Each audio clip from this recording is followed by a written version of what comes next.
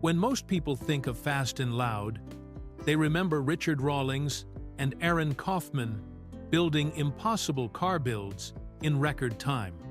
But there was another mechanic who appeared in just 9 episodes of the first season before disappearing completely. A Marine veteran who started making furniture with power tools at age 8, survived a mortar attack in Iraq, and famously told Aaron Kaufman, "Nobody likes Richard. Nobody's ever liked Richard." From his secret family drag racing legacy to the bizarre reason he had to hang up on a magazine interview, here are 15 things you never knew about Scot McMillan from Fast and Loud. Fact 1. Built his first project at age 8, Ampere coffee table. While most 8-year-old kids were spending their time playing video games or riding bikes around the neighborhood, Scot McMillan was already working with serious power tools in his family's workshop. At just 8 years old, he used a lathe, mill, and saws to build his very first project from scratch, a handcrafted coffee table that would make most adult woodworkers proud. This wasn't some simple arts and crafts project either. Scot was operating genuine industrial equipment that most adults would find intimidating. A lathe is a machine that spins materials at high speed, while cutting tools shape them into precise forms. A mill cuts and drills materials with incredible accuracy. These are the same tools that professional fabricators and machinists use every single day to create complex metal and wooden parts. The fact that Scot was trusted with this kind of equipment at such a young age shows just how deeply embedded he was in the mechanical world from the very beginning. His father was a master fabricator, and his uncle and stepfather were both mechanical engineers. So, the McMillan family workshop was filled with the kind of high-end equipment that most people never even see in person. What makes this story even more remarkable is that this coffee table project wasn't just a one-time experiment. It was actually the starting point for what would become Scot's lifelong career in building and fabricating. By the time he was a teenager, he was already working alongside his father in their 2-car garage, learning advanced techniques that would later make him one of the most skilled mechanics on Fast and Loud. The coffee table itself represented something much bigger than just a piece of furniture. It was proof that Scot had inherited the family's natural talent for working with their hands and understanding how materials and tools work together. Most kids that age are just learning to use a hammer properly. But Scot was already mastering machines that require years of training to operate safely and effectively. This early start with professional-grade equipment gave Scot a huge advantage when he eventually joined the automotive world, because he already understood precision, craftsmanship, and the patience required to create something perfect from raw materials. Fact 2. Had a drag racing job at age 3. When Scot McMillan was just 3 and 4 years old, he already had an official job on his family's drag racing team called McMillan Brothers Racing, and his specific responsibility was to spray the radiator with water to help cool the engine faster between rounds at the track. This wasn't just some cute little kid pretending to help out while the adults did the real work. Scot had a genuine, important role that actually contributed to the team's performance on race day. In drag racing, engines get extremely hot from running at maximum power for short bursts, and cooling them down quickly between runs is crucial for maintaining performance and preventing damage. The faster you can cool down the engine, the sooner you can make your next pass down the track. The family had a 1969 Camaro that served as their race car, and this vehicle was a serious piece of equipment that required a full crew to operate effectively. Scot's father, known as Big Scot, was the driver, while various family members and friends filled other essential roles on the team. Even though Scot was barely old enough to walk steadily, he was given this specific task because it was something he could handle safely while still being genuinely helpful. The car itself had McMillan Brothers Racing painted right on the door, making it clear that this was a legitimate racing operation rather than just weekend hobby racing. Scot remembers these early experiences vividly, even decades later. Because being part of the racing team gave him some of his most treasured childhood memories. He was surrounded by people who lived and breathed automotive culture, and he was absorbing lessons about engines, performance, and teamwork before he could even tie his own shoes. What makes this story particularly special is that it shows how the McMillan family treated car racing as a true family business, where everyone had a role to play, regardless of age. They trusted a 3-year-old with an important job, and that level of responsibility helped shape Scot's understanding of what it means to be part of a dedicated team working toward a common goal. Fact 3.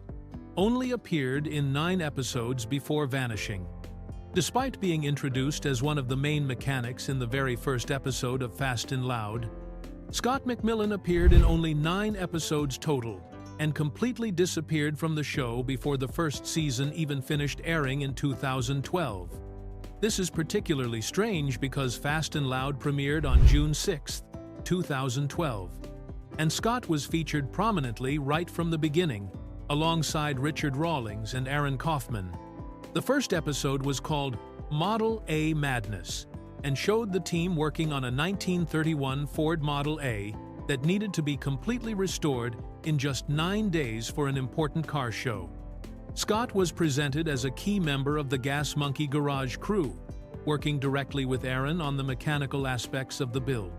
What makes his early departure even more mysterious is that Fast and Loud was designed to be a long-running series, and the Discovery Channel had high hopes for the show's success. Richard Rawlings had spent 8 years trying to convince the network to greenlight the series, so when it finally got approved, everyone involved was expecting to be part of something that would run for multiple seasons. The show was specifically created to appeal to both serious car enthusiasts and casual viewers who just enjoyed watching skilled craftsmen work under pressure. For viewers who were following the show from the beginning, Scot's sudden absence would have been particularly noticeable because he had been positioned as Aaron Kaufman's close friend and working partner. The two had known each other since high school and had a natural chemistry on camera that made their segments entertaining to watch. When someone who was featured so prominently in the early episodes simply vanishes without explanation, it creates questions that the show never bothered to address. The timing of his departure is also significant because it happened right when Fast and Loud was starting to gain momentum and build its audience. While other cast members went on to become household names in the automotive reality television world, Scot stepped away from what could have been a very lucrative and fame-building opportunity. Fact 4. Had a hardship license in high school. While most teenagers have to wait until they turn 16 to get their driver's license, Scot McMillan had what's called a hardship license during his time at Crowley High School, which allowed him to drive legally at a younger age because he lived in Benbrook, the next city over from the school, while his future business partner, Aaron Kaufman, lived literally across the street from the campus. A hardship license is a special type of restricted driving permit that states issued to minors who can prove they have a legitimate need to drive before reaching the standard licensing age. These licenses are typically granted to students who live too far from school to walk or take public transportation, or who need to drive to work to help support their families financially. In Scot's case, the distance between Benbrook and Crowley High School was significant enough that Texas authorities determined he qualified for this special driving privilege. The contrast between Scot's and Aaron's living situations couldn't have been more different when it came to getting to school each day. While Scot had to wake up early enough to drive from one city to another, navigate traffic, and find parking at the school, Aaron could literally roll out of bed and walk across the street to make it to his first class. This geographic difference actually ended up playing an important role in their friendship, because Aaron had already started modifying vehicles by the time they met as freshmen, including work on a Jeep Cherokee Chief that he kept at his house. The hardship license also meant that Scot had access to transportation that could get him to Aaron's house after school, which became crucial when they started working on automotive projects together. Having reliable transportation at such a young age gave Scott the freedom to spend time at Aaron's place and later at his uncle's workshop, where they would eventually set up their first business partnership. Without that hardship license, the two future Fast and Loud cast members might never have had the opportunity to develop their working relationship and shared passion for building and modifying cars during their high school years. Fact 5. Built 50 cars before age 19. Between high school graduation and his 19th birthday, Scot McMillan and Aaron Kaufman managed to build nearly 50 complete cars together at their shop called PT Performance, which was located in a workspace that Scott's uncle had offered to them rent-free. To put this number in perspective, most professional custom car shops consider themselves busy if they complete 12 to 15 major builds in a single year. So, finishing 50 cars in the span of just a few years represents an absolutely incredible work pace for two teenagers who were still learning the trade. Each of these vehicles required complete teardowns, engine rebuilds, bodywork, paint jobs, interior restoration, and countless hours of problem-solving when parts didn't fit correctly or systems needed custom modifications to work together properly. The shop space itself was a generous gift from Scott's uncle, who understood that the two young men had serious talent and ambition, but lacked the financial resources to rent their own commercial space. This arrangement allowed Scott and Aaron to take on projects without having to worry about covering monthly rent payments, which meant they could focus entirely on building their skills and reputation in the local automotive community. The fact that they were able to attract 50 customers who trusted them with expensive restoration projects shows just how quickly word spread about their craftsmanship and reliability. What makes this accomplishment even more impressive is that they were doing this work without the benefit of modern computer-controlled equipment or the extensive parts networks that exist today. Every component had to be sourced individually, often from junkyards or specialty suppliers, and most of the fabrication work had to be done by hand using traditional metalworking techniques. They were also working without the kind of experience that comes from decades in the industry, yet they consistently delivered finished vehicles that met their customers' expectations. The partnership came to an end when Scott's uncle needed the workshop space back for his own business purposes, which left the two young entrepreneurs without a place to continue their operations. This timing coincidence would ultimately lead them down very different career paths, with their inability to secure financing for a new shop space at age 19 becoming the catalyst that sent Scott toward military service. Fact 6. Joined Marines after business loan rejection. After losing their workshop space when Scott's uncle needed it back, Scot McMillan and Aaron Kaufman found themselves in a desperate situation where they needed financing to continue their automotive business, but when they approached banks for a business loan, they were turned down because, as one source put it, they were barely old enough to shave. This rejection was particularly frustrating because the two young men had already proven their abilities by successfully completing nearly 50 car builds and establishing a solid reputation in the local automotive community. They had customers who were willing to pay for their work, they understood the technical aspects of car restoration and modification, and they had demonstrated the work ethic necessary to run a successful business. However, none of these qualifications mattered to loan officers who saw two 19-year-olds without established credit histories or significant collateral to offer as security. The banking industry in the early 2000s was generally very conservative when it came to lending money to young entrepreneurs, especially for businesses that involved expensive equipment and specialized skills that loan officers didn't necessarily understand. From the bank's perspective, automotive restoration was seen as a risky venture that required significant upfront investment in tools, parts, and workspace, with no guarantee that the business would generate enough revenue to pay back the loan. Faced with this financial roadblock, the two friends had to make difficult decisions about their futures. Aaron Kaufman chose to pursue opportunities in the automotive world by finding work with Rawlings at Gas Monkey Garage, where he could continue developing his mechanical skills while earning a steady paycheck. Scot, on the other hand, decided that military service would provide him with structure, training, and eventually the financial benefits that could help him achieve his long-term goals. The Marine Corps offered Scot several advantages that civilian life couldn't provide at that time, including guaranteed housing, food, medical care, and technical training, plus the promise of educational benefits and veteran preferences that could help him when he eventually returned to civilian life and wanted to start his own business again. Fact 7. Survived mortar attack in Iraq. During his service with the United States Marine Corps, Scot McMillan was deployed to Iraq, where he was injured by a mortar attack that abruptly ended his military career and forced him to return home in 2006. But this traumatic experience actually had the unexpected effect of reawakening his passion for building cars.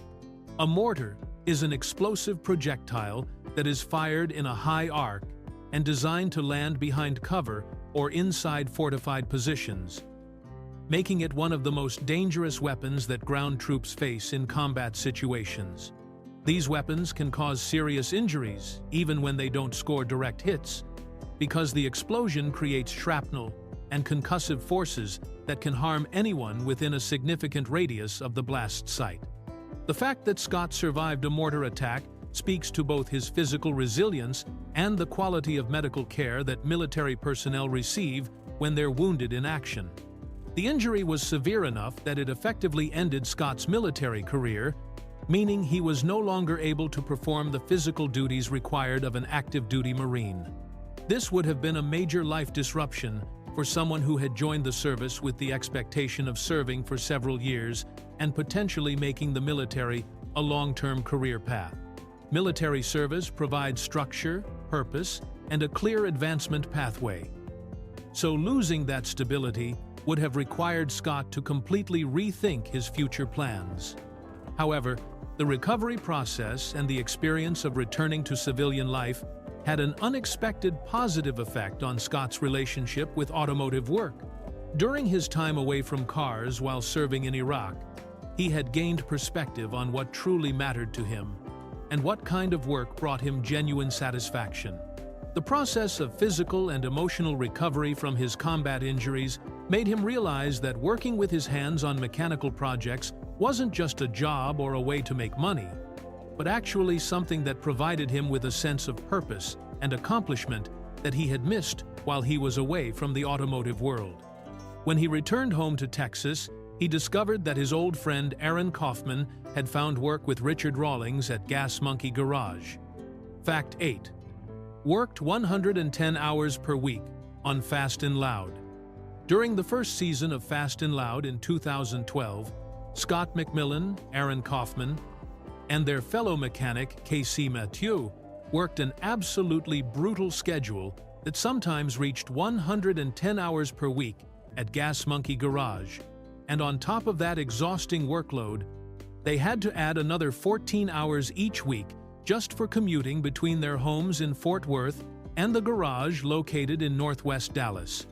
To put this schedule in perspective, a typical full-time job involves 40 hours per week, which means these three mechanics were working nearly 3 times as much as most people consider normal, and they were doing this week after week without any real breaks. The show's premise required them to complete entire car restorations in impossibly short time frames, often just 9 days from start to finish, which meant there was no room for delays, mistakes, or even basic human needs like adequate sleep. The commuting situation made their already exhausting schedule even more punishing because Fort Worth and Northwest Dallas are separated by significant distance and heavy traffic, especially during rush hour periods. Spending 14 additional hours per week just getting to and from work meant that these mechanics had virtually no personal time for rest, family, or any activities outside of the automotive work that was consuming their entire lives. The physical and mental toll of this schedule was so severe that Aaron Kaufman would sometimes fall asleep inside the cars he was working on while the cameras were still rolling, which shows just how completely exhausted the crew had become. The garage didn't even have proper shower facilities. So Aaron had to clean himself using a garden hose behind the building, which demonstrates how basic human comfort was sacrificed in order to meet the show's demanding production schedule. During that first season, the team accomplished something that had never been done before and has never been repeated since. They built 12 complete cars in 24 weeks, turning what were essentially scrap metal projects into fully functional, show-quality vehicles. This achievement came at an enormous personal cost to everyone involved. But it established Fast and Loud as a legitimate automotive show that could deliver real results under extreme pressure. Fact 9. Famous quote about Richard Rawlings. In one of the most brutally honest behind-the-scenes moments ever captured about Fast and Loud, Scot McMillan told his longtime friend Aaron Kaufman exactly how he felt about working at Gas Monkey Garage by saying, "Look, I don't work for Richard. I work for you, because nobody likes Richard. Nobody's ever liked Richard." This quote came during a period when Aaron was trying to convince Scot to join the Fast and Loud team, despite Scott's obvious reluctance to get involved with Richard Rawlings and the Gas Monkey Garage operation.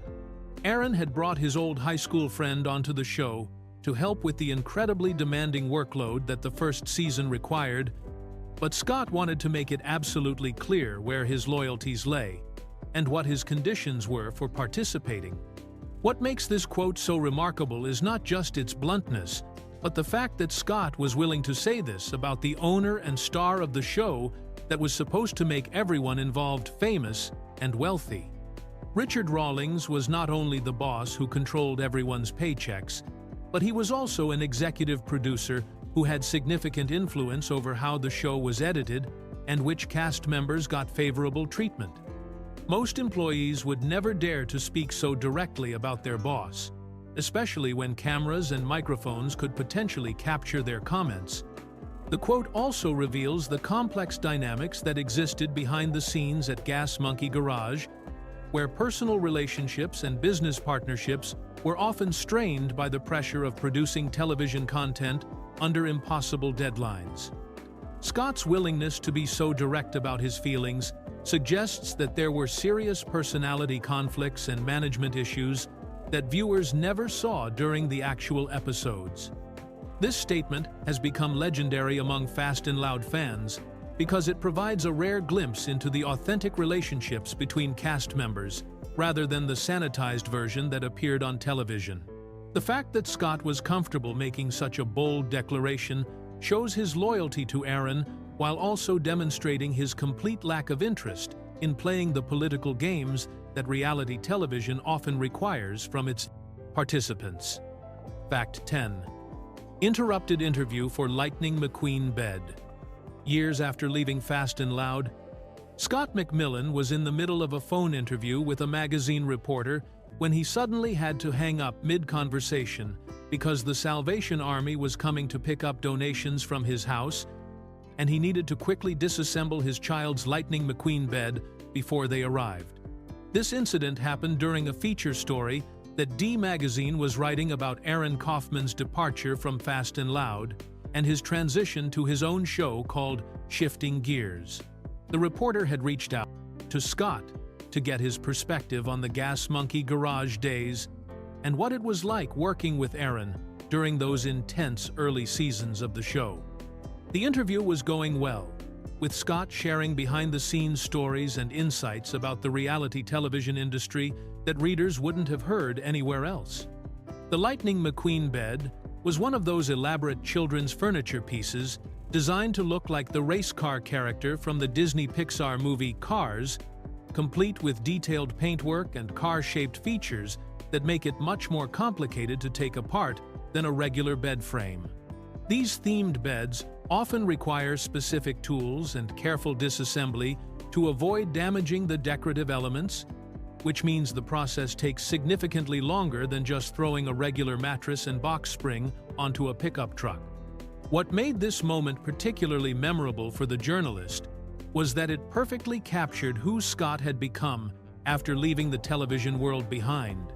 Instead of being focused on fame, media attention, or building his personal brand, he was dealing with the completely ordinary responsibilities of being a father and managing a household. The fact that he prioritized getting his child's outgrown furniture to charity over continuing a magazine interview shows where his real priorities lay. The reporter later wrote that this interruption seemed about right for Scot McMillan because it demonstrated how he had moved on from the reality television world and was now focused on being a dedicated family man who ran his own garage business without any interest in the drama or publicity that had defined his brief. Time on Fast and Loud. Fact 11. Has unique 10 ways philosophy.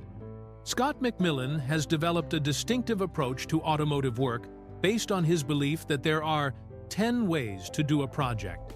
And he combines this philosophy with his business motto, "Correct is the only option," which has become the official slogan plastered across his Scot Rod's Garage website and marketing materials.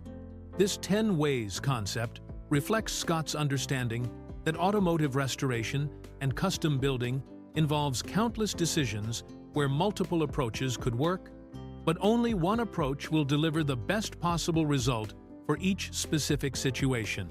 Unlike many mechanics who might take shortcuts or choose the fastest solution, Scot's philosophy emphasizes taking the time to consider all available options before committing to a particular method or technique. The motto, "Correct is the only option," goes even further than just having multiple approaches to choose from. According to Scot's business website, this isn't just a catchy marketing slogan, but actually represents a way of life that governs how he and his team approach every aspect of their work.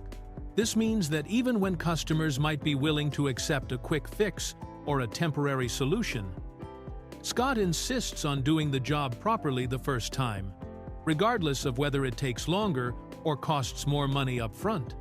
This philosophy stands in sharp contrast to the reality television world of Fast and Loud, where the entire premise of the show was built around completing impossible automotive projects in unrealistically short time frames. The pressure to finish builds in 9 days for television purposes often meant that corners had to be cut, and compromises had to be made just to meet the deadline and create entertaining television content. Scot's commitment to doing things correctly, rather than quickly, explains why he was never fully comfortable with the Fast and Loud environment, where speed and drama were prioritized over craftsmanship and attention to detail.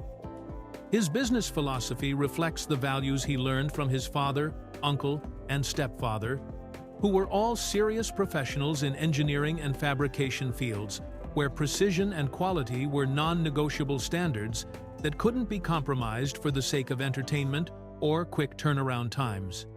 Fact 12. Goes to gun range for lunch breaks.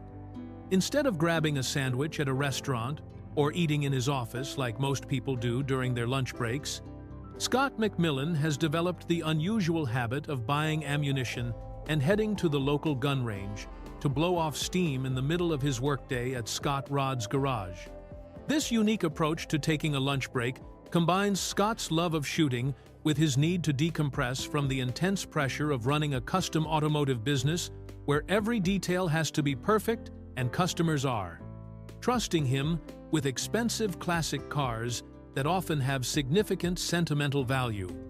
Working on high-end restorations can be extremely stressful because a single mistake with a cutting tool or welding equipment can destroy irreplaceable vintage parts that cost thousands of dollars or simply can't be found anywhere else in the world.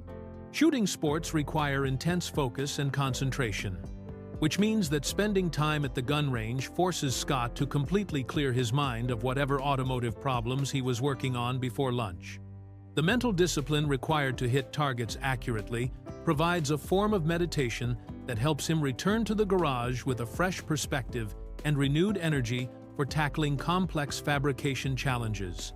Texas has a strong culture around firearms and shooting sports, so gun ranges are readily available throughout the Fort Worth area where Scot's business is located.